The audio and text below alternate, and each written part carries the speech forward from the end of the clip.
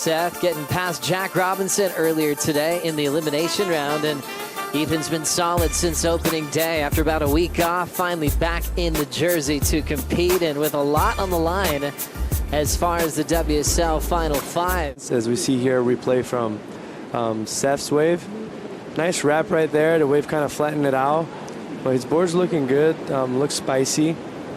If he can get there in a second consecutive season. Joe Turpel and Jesse Mendez had some great years on the championship tour. Watching this one unfold, just a quick up and out from Seth and Ethan. It's cool to break this one down as far as what they're kind of known for. And then on the other side, we got Seth, that it's completely unpredictable. Like, here we go, E.Ewing. Ethan straight up vertical. Nice attacking type turn because it was going flat quickly, but he got there in time. And even when it's flat, he looks good. Just that classic style that everyone wants to try to replicate. Something with more opportunity. And on the other hand here, Ethan just always very clean, and yeah, but just nothing much to offer as well. In the 7 range, that was absolutely phenomenal, but it was super close with Kanoa getting the final wave of the matchup. Ryan into the quarters at this event. Watching the rest of this left with Hawaii's Seth Moniz. His 4th wave ridden in the matchup here in the round of 16. And this was the round that Ethan lost in last season. It's kind of a warm heat so far. Ethan able to square up nice and vertical. He's notorious for being very efficient with wave selection at a lot of the classic venues on tour. Sometimes he's got 2 waves ridden. He finaled more recently, and he was runner-up to De Souza. As you see Seth starting to really drive, looking for a big ramp here. Tail throw into the beach, incomplete. When they shrunk it down to top 2, it promoted more radical surfing. These to count turns, they wanted to see now quality over quantity. And Ethan fits that so incredibly well. Just a little off the top for E.Ewing. Priority now is Seth. He's taking on Leo Fioravanti. Looking left is Seth Moniz. Manages to maintain control with that speed bump on the open face and cleans it up with a solid finish. Gave him a lot of speed, but he was able to hang on to a solid 2-turn combination.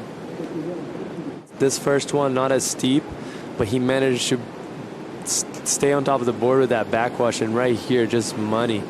Big turn, a lot of spray, and very technical, very like amazing surfing for him right there. See the bottom turn, just super calm and smooth, not over pressure, and just making the turn look big in that kind of junction of a section. Very tough to do. It was Gabriel Medina in the first edition of the format.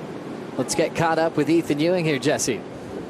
Yeah, nice cutty there for him, and the wave just flattened it out.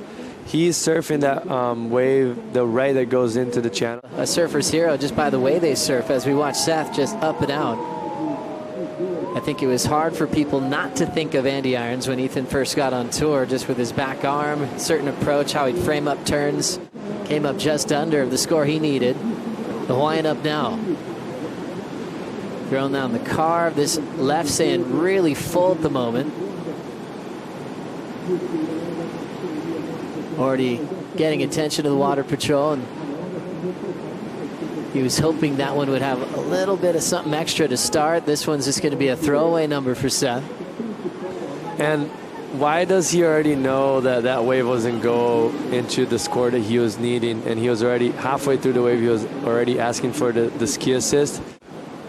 This is big for both of these athletes. And remember, for the red jersey, it's all about the WSL Final 5 with some of the names already knocked out. Important ride for Seth as he's looking for some speed.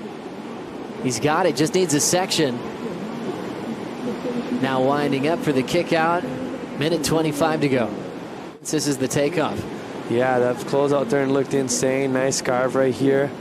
And right there, just able to get very vertical, steeper section, even though it was a little smaller wave, but just very sharp, always cut in the water so nicely, and well done there for Ethan.